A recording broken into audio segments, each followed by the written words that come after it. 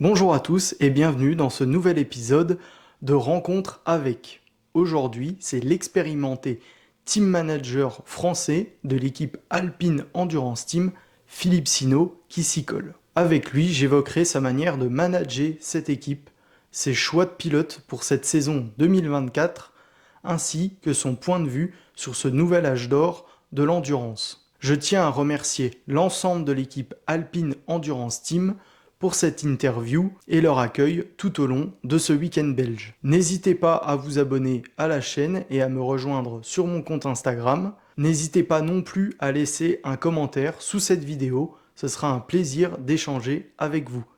Bonne vidéo à tous! Allez, go, on y va.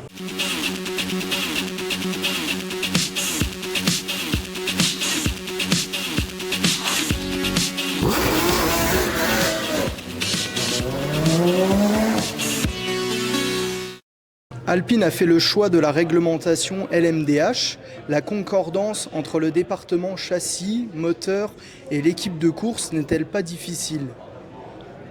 Non, la coordination entre les différents partenaires techniques de ce projet est assez simple au final. D'abord parce qu'on se connaissait bien, que ce soit Alpine Racing, Oreca ou les équipes Aviry-Châtillon concernant la partie moteur. Et puis les membres de l'équipe Signatec. Donc au final, non, tout ça fonctionne plutôt bien et la mise en place autour de ce projet a été facile à mettre en place.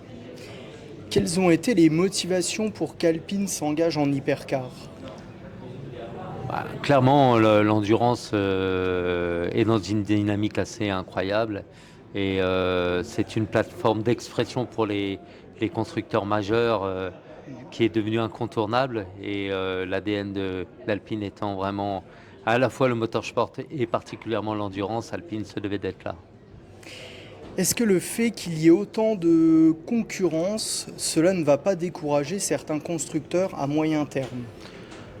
C'est toujours la question, en effet, on peut se poser la question d'une telle richesse en termes de nombre de constructeurs présents. Il y a en effet que 3 places sur le podium et qu'un vainqueur à chaque course. Donc c'est évident, malgré tout, d'abord c'est un acte courageux d'être présent dans ce championnat avec 9 constructeurs.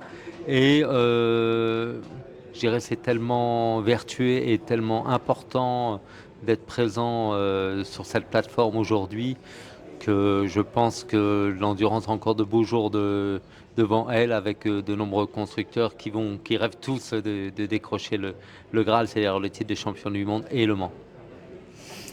Pensez-vous que ce nouvel âge d'or sera durable en WEC? C'est toujours difficile, notre sport a toujours vécu à travers des cycles. Maintenant, une telle présence en termes de nombre de grands constructeurs sur cette plateforme qu'est l'endurance aujourd'hui laisse entendre que les cycles vont être certainement un peu plus courts qu'ils ont pu être par le passé. Donc on peut croire, espérer que ce cycle va durer quelques années en effet. Vous dégagez une certaine sérénité lorsque vous êtes dans le garage. Comment, à votre poste, on gère le stress et les émotions durant le week-end? Chacun gère à sa façon, on est des êtres humains, tous autant que l'on est. Intérieurement, on ressent tous la même chose, c'est-à-dire que ça bout intérieurement. Je pense que la sérénité est un bon outil de management, moi. Donc c'est pour cette raison que je demande à mes équipes de mettre en place des structures, des process qui font qu'on a une forme de sérénité, mais ça ne veut pas dire que ça ne boue pas à l'intérieur. Est-ce qu'il était important pour vous de travailler avec Paul Louchatin et Nicolas Lapierre, que vous connaissez depuis longtemps? Travailler avec Paul Lou et Nicolas, ça avait plus qu'un sens. C'était presque une obligation morale, éthique, sportive bien évidemment, parce que vu leur niveau, mais ce sont des garçons qui ont construit ce projet avec nous depuis le début. Donc les voir aujourd'hui impliqués et en tête d'affiche sur ce projet est juste normal et un retour normal des choses. Vous avez choisi Mick Schumacher, qui est issu de la F1 et des courses dites sprint. Cela n'a pas été trop difficile de s'acclimater à l'endurance. Je parle là le partage de la voiture, le style de pilotage aussi qui est différent.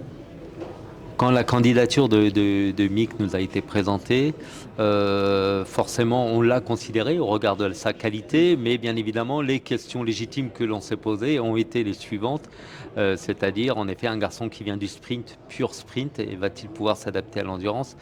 On a été très très vite rassuré quand on a commencé à discuter avec lui. On lui a demandé de faire preuve d'engagement. Et c'est ce qu'il a fait, c'est-à-dire de considérer ce projet réellement pour sa valeur. Et surtout, on lui a demandé de faire preuve de partage et de se mettre à disposition d'un projet. Et la vraie grosse satisfaction avec Mick, c'est que son adaptation à cette nouvelle approche de la course automobile a été ultra rapide, parce que c'est un garçon qui d'une clairvoyance et d'une intelligence vraiment réelle. Et ce qui fait qu'aujourd'hui, il fait partie des garçons les plus performants dans cette catégorie-là maintenant. Comment, à votre poste, faites-vous pour que les équipes de pilotes et toute l'équipe en général soient en osmose pour le travail? Je ne sais pas si je suis un vrai bon manager, mais toujours est-il que la façon dont on gère l'équipe, elle est basée vraiment sur le partage et le dialogue.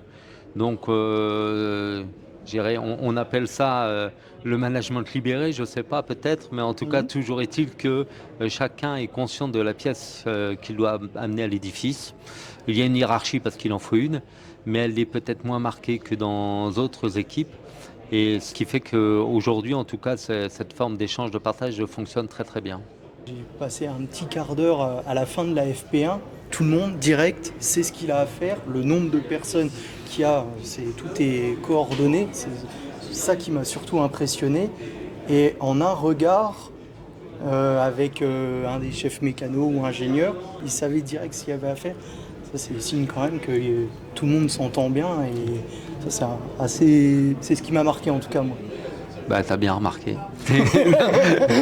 Mais c'est exactement ça. Et j'espère, et je suis convaincu que ça sera une de nos forces dans ce projet-là. C'est qu'en effet, des fois, on n'a pas besoin de se parler, juste un regard. Chacun sait ce qu'il a à faire et chacun surtout sait ce qu'il a à apporter au projet. Donc c'est pour ça qu'au final, le management, alors il y a des moments plus difficiles que d'autres, mais globalement, il est assez facile. Parce que quand on a des gens impliqués, honnêtes avec les responsabilités qu'ils ont, et les tâches qu'ils ont effectuées, ça fonctionne assez bien. Merci beaucoup. Merci à toi.